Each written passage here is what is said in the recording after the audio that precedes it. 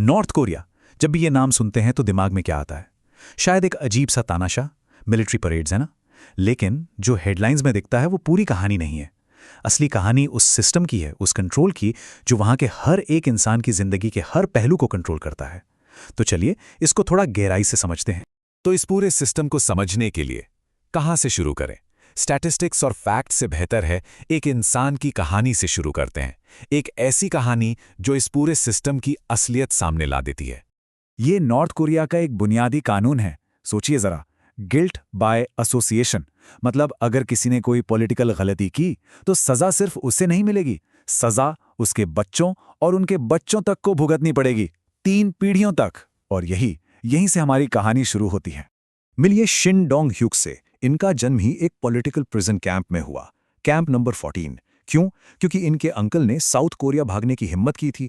बस इसी वजह से शिन का खून इम्प्योर यानी अशुद्ध मान लिया गया और उनकी सजा पैदा होते ही बिना किसी जुर्म के एक ब्रूटल प्रिजन कैंप में पूरी जिंदगी कैद। इस कैंप में बचपन कैसा था?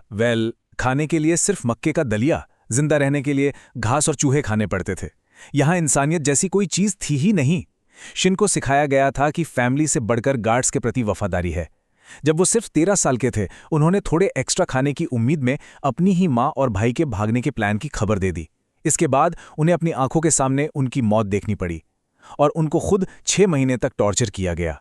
लेकिन फिर 2005 में जब वो 23 साल के थे, शिन डोंग ह्यूक ने वो कर दिखाया जो लगभग नामुमकिन था।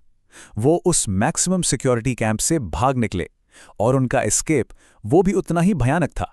उनका एक दोस्त इलेक्ट्रिक फेंस पार करते हुए करंट से मर गया, लेकिन उस दोस्त के शरीर ने ही फेंस को नीचे झुका दिया और शिन को भागने का एक मौका मिल गया। शिन की कहानी वो एक एक्सट्रीम एग्जाम्पल है, लेकिन जो कैंप के अंदर होता है वही कंट्रोल, वही निगरानी पूरे देश पर लागू होती है, बस थोड़े अलग रूप में।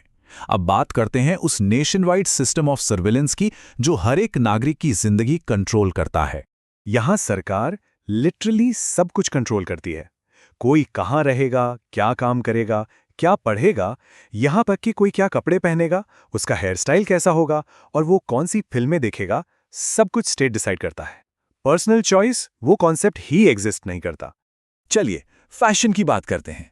मर्द हो या औरत, दोनों के लिए सरकारी अप्रूव्ड 15 हेयर स्टाइल्स हैं। बस किम जोंग उन जैसा हेयर कट बिल्कुल नहीं, वो सिर्फ उनके लिए है। औरतों के लिए लाल लिपस्टिक या हेवी मेकअप मना है। ब्लू जीन्स, स्किनी जीन्स भूल जाइए। छोटी स्कर्ट्स सवाल ही नहीं उठता। ये सुनने में अजीब लग सकता है, लेकिन इसके पीछे एक मकसद है। सब एक जैसे दिखें और वेस्टर्न कल्चर का कोई असर ना हो। और इसको एनफोर्स करने के लिए फैशन पुलिस भी है। और टेक्नोलॉजी का क्या? सोच रहे होंगे कि फोन से तो दुनिया से जुड़ सकते हैं, लेकिन नहीं। यहां आपका फोन ही आपका जासूस है। फोन का ऑपरेटिंग सिस्टम अपने आप रैंडमली स्क्रीनशॉट्स लेता है और रिव्यू के लिए सीधा सरकार को भेज देता है। मतलब आपका पर्सनल डिवाइस भी स्टेट के कंट्रोल का एक हथियार है। तो इस पूरे सिस्टम को, इसको कहते हैं टोटलिटेरियनिज्म, यानी एक ऐसी व्यवस्था जहां स्टेट का, सरकार का समाज पर पूरा कंट्रोल होता है। पब्लिक लाइफ हो या प्राइवेट लाइफ, सब कुछ स्टेट के हाथ में।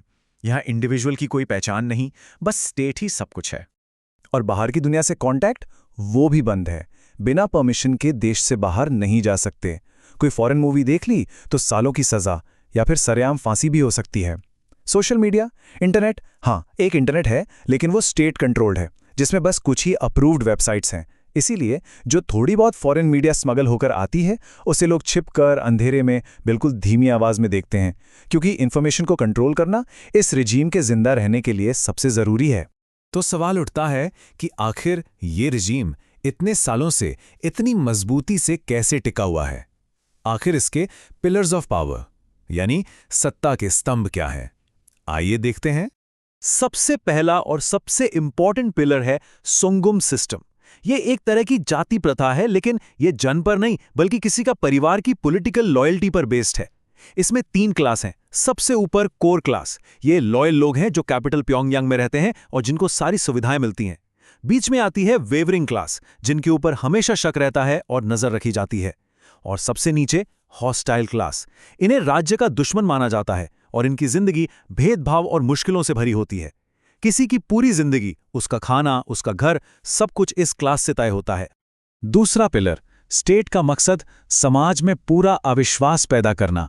यहाँ की सीक्रेट पुलिस लोगों को एक दूसरे पर जासूसी करने के लिए मजबूर करती है। यहाँ तक कि परिवार के लोग भी एक दूसरे पर नजर रखते हैं। इसका रीजन साफ है, जब कोई किसी पर भरोसा ही नहीं करेगा तो कोई मिलकर रिजीम के खिलाफ आवाज कैसे उठाएगा। इसका एक चौंकाने वाला एग्जाम्पल सुनिए। एक बार एक घर में आग लग गई। माँ ने अपने बच्चों को बचाया, लेकिन उसकी इन्वेस्टिगेशन शुरू हो गई। क्यों? क्योंकि उसने बच्चों को पहले बचाया, दीवार पर लगी देश के लीडर्स की तस्वीरों को नहीं। इससे पता चलता है कि किम परिवार को भगवान का दर्जा दिया गया है, जहां उनकी तस्वीरें इंसानी जिंदगी से भी ज्यादा कीमती हैं। और तीसरा, सबसे शक्तिशाली पिलर है प्रोपेगेंडा।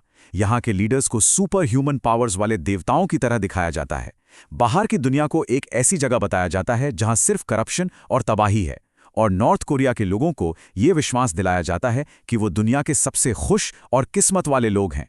स्कूलों में भी असली पढ़ाई नहीं, बस यही प्रोपेगेंडा सिखाया जाता है।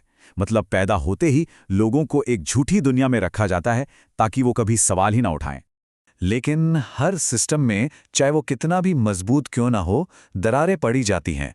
तो अब बात करते हैं उन अनएक्सपेक्टेड चीज़ों की जो धीरे धीरे इस रिजीम की बुनियाद को कमज़ोर कर रही हैं। इस बदलाव की शुरुआत हुई 1990 के अकाल के बाद।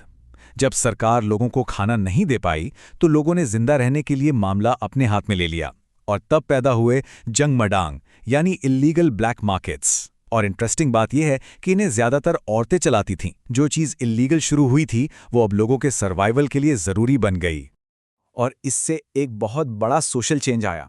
देखिए, घर की इनकम में 70% हिस्सा अब औरतों का है, क्योंकि मर्द तो लो पेइंग सरकारी नौकरियों में फंसे हुए हैं, लेकिन औरतें इन मार्केट्स के जरिए असली इकोनॉमी चला रही हैं। वो एक तरह से इस नई इकोनॉमी की बैकबोन बन गई हैं। ये मार्केट सिर्फ सामान खरीदने बेचने की जगह नहीं है, ये इन्फॉर्मेशन के फ्लो का नया सेंटर बन गए हैं। एक सर्वे के मुताबिक नॉर्थ कोरिया से भागने वाले 81% लोगों के पास यूएसबी ड्राइव्स थे, और ये यूएसबी ड्राइव्स, जिनमें फॉरेन मूवीज और शोज होते हैं, इन्हीं मार्केट्स के जरिए एक हाथ से दूसरे हाथ तक पहुंच रहे हैं। तो देखिए कितना बड़ा कॉन्ट्रास्ट है। एक तरफ है स्टेट का सिस्टम, जिसका मकसद है जासूसी से अविश्वास पैदा करना। दूसरी तरफ है लोगों की असलियत, जहां शेयर्ड सीक्रेट से लोगों में विश्वास बढ़ रहा है। स्टेट इन्फॉर्मेशन कंट्रोल करना चाहता है, लोग फॉरेन मीडिया एक्सचेंज कर रहे हैं। स्टेट पूरी वफादारी मांगता है, और ये मार्केट लोगों में एकता ला रहे हैं। मतलब जहां सरकार लोगों को तोड़ना चाहती है, वहीं ये मार्केट उन्हें जोड़ रहे हैं।